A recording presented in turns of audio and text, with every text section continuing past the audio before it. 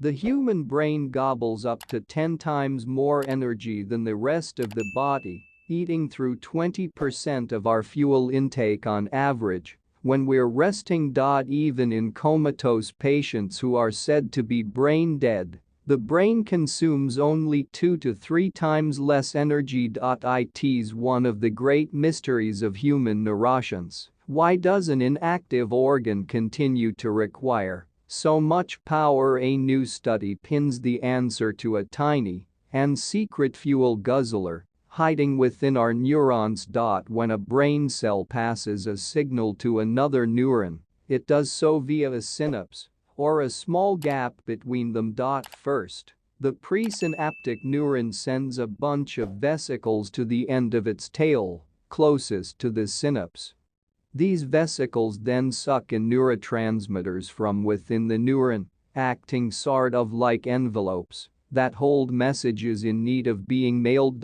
These filled envelopes are then transported to the very edge of the neuron, where they dock and fuse to the membrane, releasing their neurotransmitters into the synaptic gap.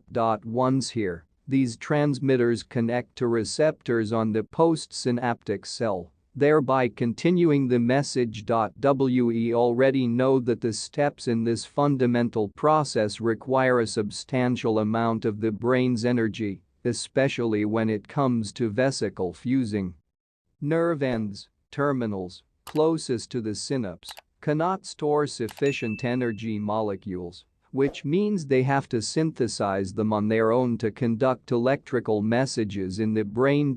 So it makes sense that an active brain consumes a lot of energy.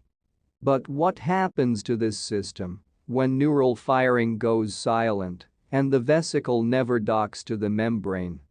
Why does the organ continue to guzzle up power? To figure this out, researchers designed several experiments on nerve terminals, which compared the metabolic state of the synapse when active and when inactive. Even when nerve terminals were not firing, the authors found synaptic vesicles had high metabolic energy demands. The pump that is responsible for pushing protons out of the vesicle and thereby sucking neurotransmitters in never seems to rest. And it requires a steady stream of energy to work. In fact, this hidden pump was responsible for half of the resting synapse's metabolic consumption in experiments. That's because this pump tends to be leaky, researchers say. As such, synaptic vesicles are constantly spilling out protons via their pumps, even if they are already full of neurotransmitters. And if the neuron is inactive.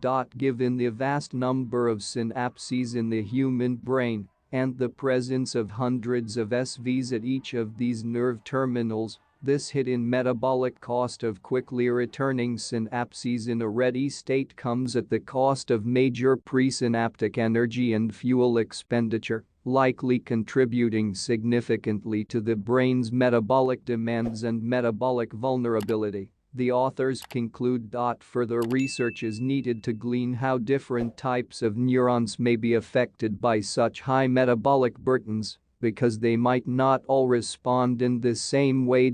Some neurons in the brain, for instance, may be more vulnerable to energy loss, and figuring out why could allow us to preserve these messengers even when deprived of oxygen or sugar. These findings help us understand better why the human brain is so vulnerable to the interruption or weakening of its fuel supply, says biochemist Timothy Ryan from Weill Cornell Medicine in New York City. If we had a way To safely lower this energy drain and thus slow brain metabolism, it could be very impactful.